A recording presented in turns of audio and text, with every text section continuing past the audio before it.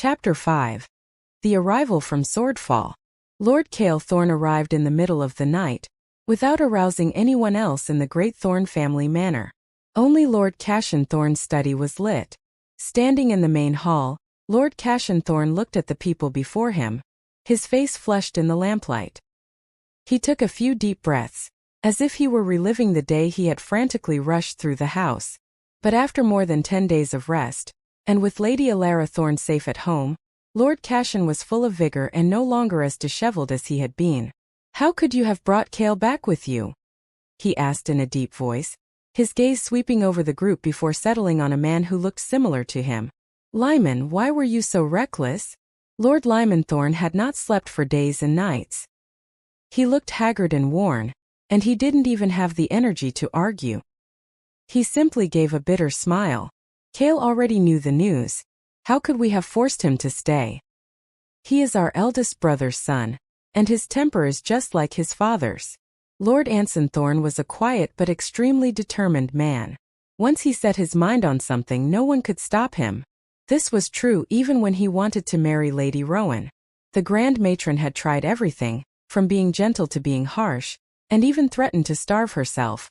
But Lord Thorne simply joined her in a fast and refused to yield even an inch. As soon as Cale heard that Elara was in trouble, he immediately insisted on returning. He refused to eat from the day he heard the news until he was on the carriage and on his way back. Lord Thorne looked at his younger brother, and understood that his exhaustion wasn't only from the arduous journey.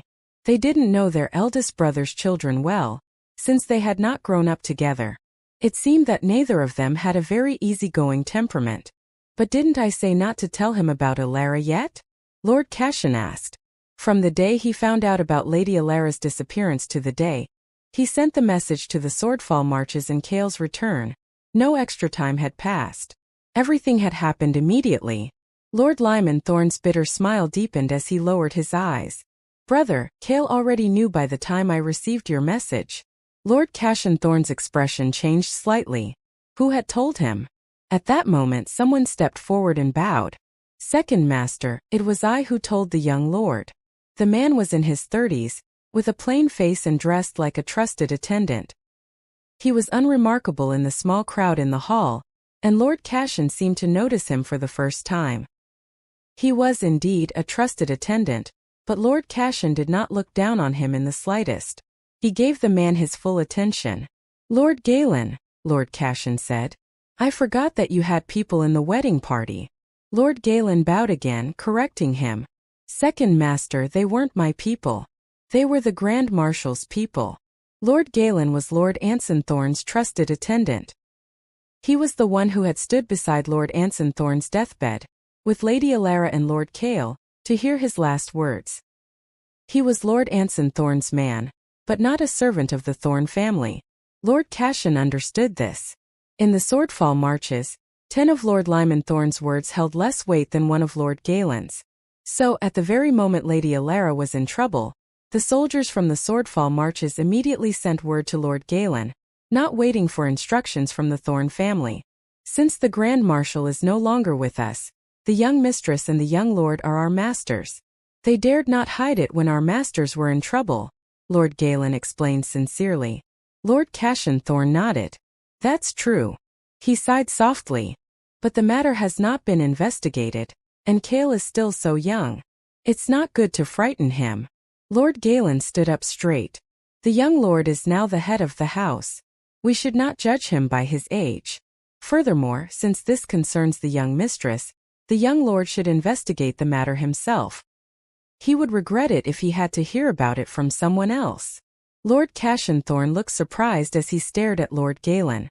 "Lord Galen, do you suspect that we would hide something about Elara from Cale? This is House Thorne. We are his family." Lord Thorne, standing nearby, also widened his eyes in surprise, but he did not join his brother's protest. The atmosphere in the hall grew tense, and the lamplight flickered in the summer night's breeze, casting dancing shadows. Another man stepped forward. "Second Master, Lord Galen's sentiment is reasonable. He isn't suggesting that anyone is suspicious," the man said. Lord Thorne looked at the speaker, and Lord Thorne let out a sigh of relief, dropping his look of surprise. With this person speaking up, he no longer had to mediate. Grand Marshal Corvin, Lord Thorne said with a silent sigh. The Swordfall marches and the Longyu region cannot be without you both. Lord Corvin Blackwood, the military governor of the Longyu region, was the same age as the late Lord Anson Thorne and a few years older than Lord Cashin. He had a fair face and a refined, scholarly demeanor. He was from House Blackwood in Valoria, a great family of scholars, though they lacked the same historical military achievements as the Thornes. Precisely because the Swordfall marches and the Longyu region cannot be without us, Lord Corvin said. We all had to come. We could not rest until we saw the young mistress with our own eyes. The young lord, in particular, would not have his heart in the Swordfall marches if he stayed. So his return was my idea.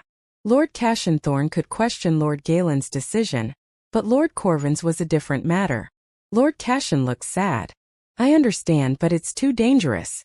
You know the current situation, Lord Corvin. Lord Corvin Blackwood nodded. That's why I came with him. Rest assured, Second Master. The young mistress and the young lord are both of the utmost importance and will not be harmed.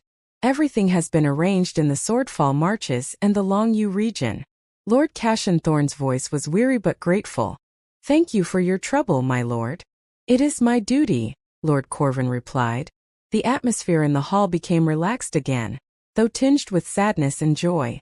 Lord Galen stood silently with his hands down, once again the quiet attendant.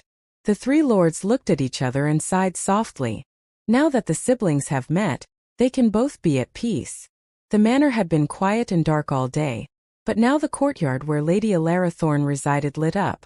The lights were few, with only 2 lanterns on the covered walkway, which made it hard for the people arriving in the dark to see clearly.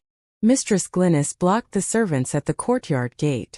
Wait here, she said, but before she could finish, a small figure flashed past her and rushed through the gate.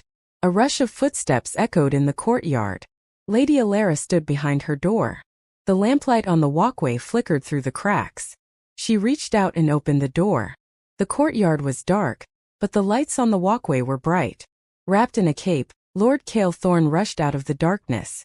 Sister, he called out. The voice of a 10-year-old was full of childishness, different from the young man in a dark cloak with a long sword hanging at his hip, who had walked into the courtyard in Valoria, leaping up the steps 2 by 2. Sister. That voice had been rough and harsh like a spray of gravel. Lady Elara opened her arms and hugged Lord Thorne, who was a head shorter than her. She was seeing him again, a living and whole brother, dusted only with travel and not soaked in blood.